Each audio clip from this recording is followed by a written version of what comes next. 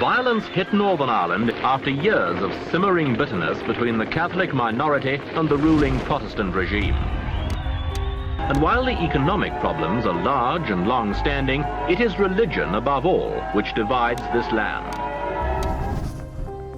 Northern Ireland has a really long and complex history of ethno-religious conflict.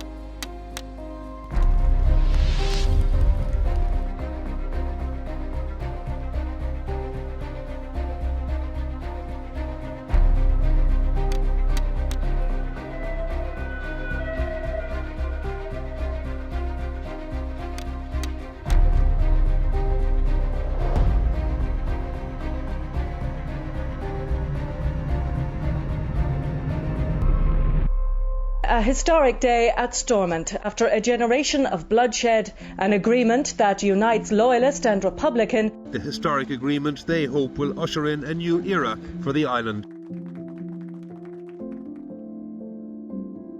In Northern Ireland, there's still a fragile peace, and there's division through many layers of society. When a young person is coming up through this society, they may only be exposed to one side of information.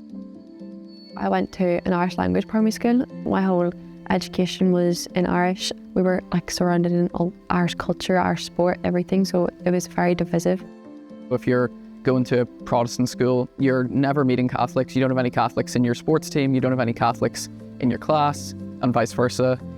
It can create a sort of sense that they're really different and they're not.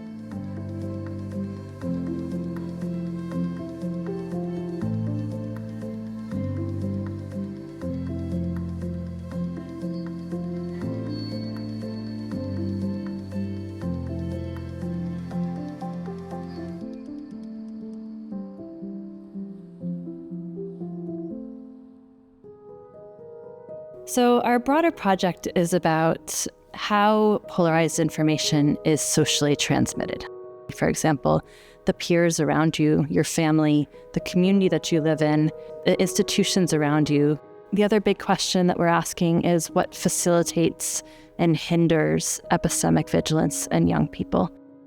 In one way, epistemic vigilance is your ability and motivation to ascertain the credibility and reliability of information. So critical thinking skills, really. In conflict settings like Northern Ireland, where the whole society is basically characterised by contested truths, it's those type of contexts where epistemic vigilance becomes so critical. Young people are motivated to find their own truths, to form their own identities, to potentially disidentify from parts of their past that are keeping the society divided. And the more that we can foster that and help these young people who are going to be the next leaders, the better and the closer we'll get to peace.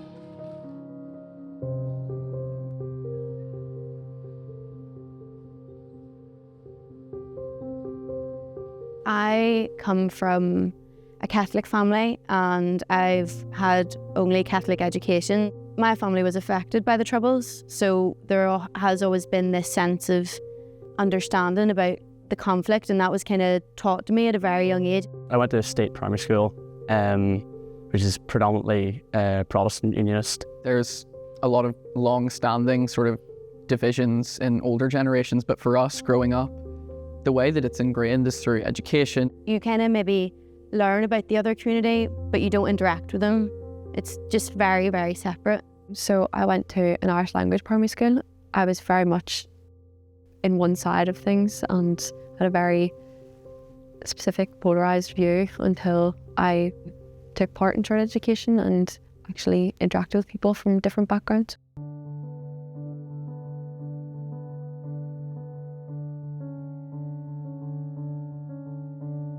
Shared education was really brought in as a statutory requirement where schools had to consider working together outside of their own community. It's not just the Catholic and the Protestant communities coming together. It represents maybe a more diverse Northern Ireland in general. We have changing demographics and we have people from different minority communities.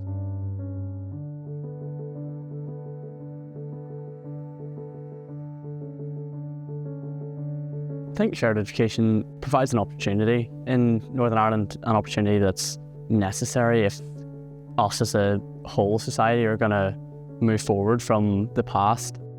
Once you realise that you have so much more in common with people than you might think, it kind of makes the political divide a bit more easier to handle and easier to navigate, because you're both people at the end of the day and you relate in so many like social aspects. You can negotiate and you can debate in a really respectful way, and it kind of demystifies kind of the other side and allows you to connect. One thing that's really important for us to understand in this project is how truth is defined.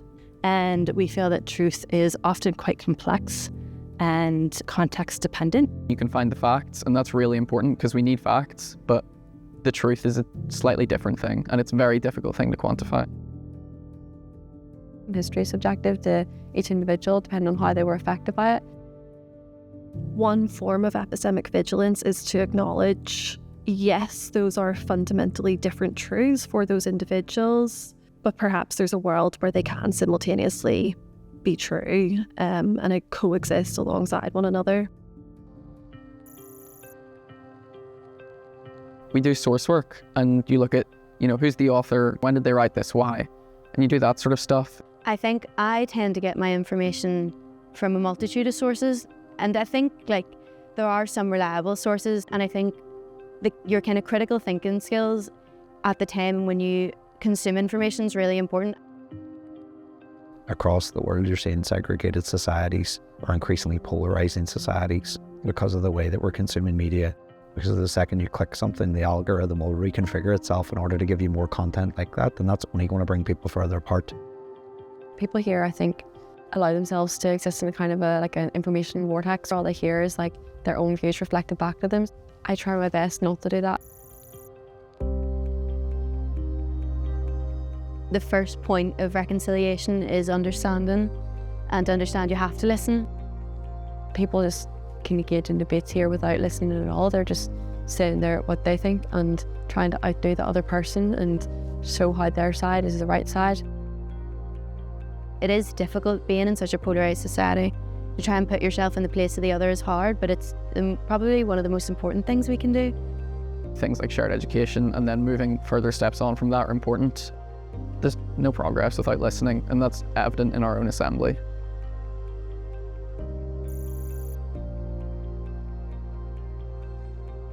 My family were affected by the Troubles. The British government said that my great-grandmother was an IRA woman, and she wasn't. She was a mother to 8 children, and they shot her dead. So I think, especially when I looked at the Troubles, I would maybe go to the people that had lived through the experience. One of the interesting findings in our project is when we ask young people, if you were to change your beliefs about something, who do you think might change your opinion? And young people, especially related to conflict-related polarized narratives, are most likely to say their family.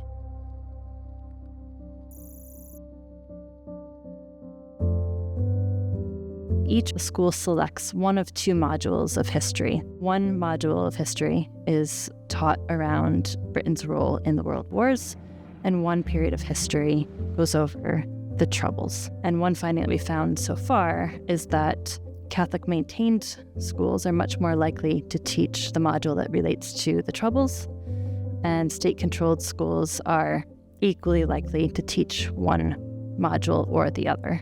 And this difference where Catholic young people are being more often systematically exposed to Troubles-related information, and Protestant children are not seeing that to the same extent, that's really fertile grounds for polarization.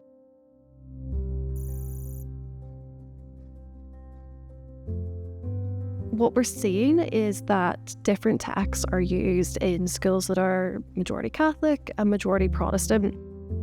What we can do with large language models and through text analysis is look for common themes in the way that this might be taught. As one might expect in the textbooks around the teaching of the Troubles, there's a much more negative sentiment that might align with feelings of collective victimhood. One of the end goals of our project is to develop a holistic model of how information is transmitted across different layers of society. And what we would like to do then is bring it to other places and test that model. So is it generalizable to other divided societies? We all actually care about very similar issues. Young people are on a fairly similar page. You have to be optimistic.